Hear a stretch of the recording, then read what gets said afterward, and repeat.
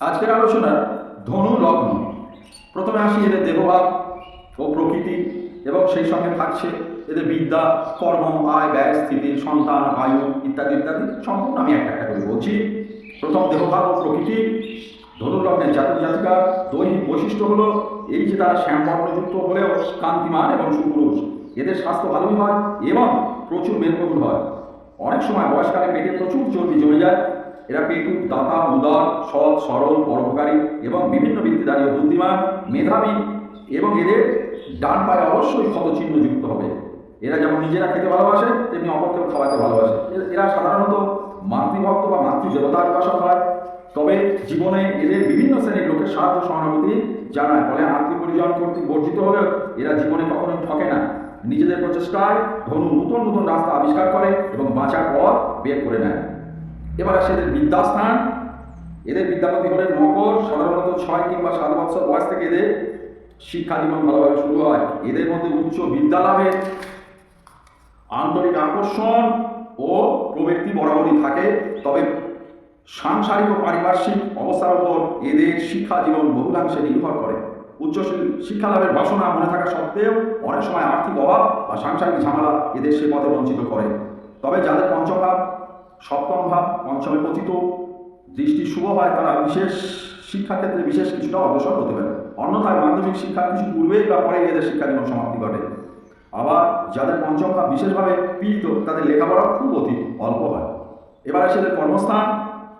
কন্যার আশ্রিত বুধ হলেন ধনুর কর্মপতি, কিন্তু বৃহস্পতি বুধকে স্নেহ করলে বুধ তাকে বারে বারে ঘৃণা করে ও শত্রু নজরে দেখে। তাই ধনুর কর্মজীবন বিশেষভাবে বিড়ম্বিত। তাই সে আজ সে কাজ, কাল সে কাজ, সব রকম কাজই এদের করতে হয়, কিন্তু কোনো কাজই বেশি দিন এক নাগারে এরা লেগে থাকতে পারে না। এরা জুতো সেলাই থেকে চণ্ডীপাঠ সবই এরা জানে, ইংরেজিতে যাকে বলেছে। এরা এই কারণে কর্মজীবনে বিশিষ্টতা অর্জন করা এদের পক্ষে সত্যি কষ্টকর। তবে যাদের রাশিতে শুভ গ্রহের আনুকূল্য থাকে অধিকভাবে কেবলমাত্র তারাই কিছুটা করতে পারে। এবার আসে এদের বিবাহ ক্ষেত্র। মিথুনের গৃহস্বামী বুধ হলেন ধনু সপ্তমপতি। এই সপ্তম স্থানে বাণিজ্য, পত্নী, দত্তপুত্র প্রভৃতার ন্যায় বিচার করা হয়, কিন্তু মিথুন রাশি ধনুর অনুকূল নয়, সেহেতু বৃহস্পতির সঙ্গে বুধের সম্পর্ক মধুর নয়। তবে এখানে একটা প্রশ্ন আসে, ধনু যদি সঠিকভাবে শুভ গ্রহগুলো থাকে তাহলে এবারে ধনুশ্রী অত্যন্ত প্রতিভাত্ম পরায়ণ হয়, কিন্তু এই লগ্নে যদি পত্নী হলে স্বামী শুভ, স্বামী হলে পত্নীরা বিশেষভাবে ব্যাধি পীড়া দিতে কষ্ট পায়, স্বাস্থ্য খারাপ হয়। তবে ধনু লগ্নের ক্ষমতায় এক্ষেত্রে জয়ী হয়। সাধারণত 26 থেকে 30 বছরের মধ্যে এদের বিবাহ দিলে শুভ হয়। এবার আসে এদের সন্তান স্থান। এই লগ্নে জাতক জাতিকাদের সন্তান ভাব মধ্যম। এদের কন্যার সংখ্যা বেশি হওয়ার সম্ভাবনা থাকে, পুত্র সংখ্যা কম। তবে প্রথম পুত্রই হোক আর কন্যাই হোক, সে প্রচণ্ড কৃতি হয় এবং পিতামাতার পরিচালক হয়। এই জাতক জাতিকাদের এরা সন্তান বৎসল হয়, তাই এরা সন্তানদের উন্নতির জন্য সর্বদাই যত্নবান এবং সজাগ থাকে। তাছাড়া উপযুক্ত শাসক ও গাইড এরা করতে কখনোই ভোলে না। এবার আসে এদের অর্থভাগ্য। ধনুর দ্বিতীয় স্থান হলো মকর রাশি। এই রাশির অধিপতি শনি। শনি ও বৃহস্পতি পরস্পর নিরপেক্ষ গ্রহ, কাউকে শত্রু নজরে দেখে না। এই দ্বিতীয় স্থান, একাদশ স্থান, নবম স্থান ও দ্বাদশ স্থানে স্থিত গ্রহ ওই সকল ঘরে পতিত দৃষ্ট এবং উক্ত গ্রহসমূহের অভিজাতীয় ফলাফলের উপর নির্ভর করে এদের অর্থভাগ্য, সেটাকে একটা দেখার বিষয় থাকে। তবে মোটামুটিভাবে এইটুকু বলা চলে যে প্রথম ও মধ্যম জীবনের যথেষ্ট সংগ্রাম ও দুঃখ কষ্ট সহ্য করতে হয়, কিন্তু পরবর্তী জীবনে এরা খুবই ভাগ্যলক্ষ্মী, সুনজরে পতিত হয় এবং জীবনে প্রচুর উন্নতির পথ খুঁজে পায়। এদের এবার আসে ভাগ্যস্থান। এর ভাগ্যস্থান হলো সিংহ রাশি এবং অধিপতি হলেন রবি।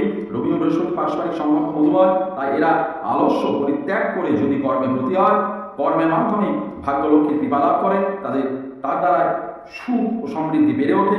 এছাড়া এরা সরকারি ও রাজনৈতিক লাভ করে, কোনো নিম্ন জাতীয় লোকের নিকট থেকে অধিক সাহায্য লাভ করে। এইবার আসি এদের আয়স্থান। এদের আয়স্থান হলেন শুক্র। এই শুক্র বৃহস্পতি শত্রু, তাই আগেই বলেছি ধনু লোকেরা জীবনে বিচিত্র রকম কর্ম করে এবং কোনো কাজে বেশি দিন থাকতে পারে না। কর্মের পারিশ্রমিক হলো আয়। এছাড়া একাদশ ঘর থেকে পাওনা প্রভৃতি বিচার করা হয়, তাই এই লগ্নে জাতক জাতিকাদের অর্থ উপার্জন, পাওনা আদায় ইত্যাদি কষ্ট করে পরিশ্রম করে করতে হয়। ব্যয়। এবার আসি ব্যয়স্থান।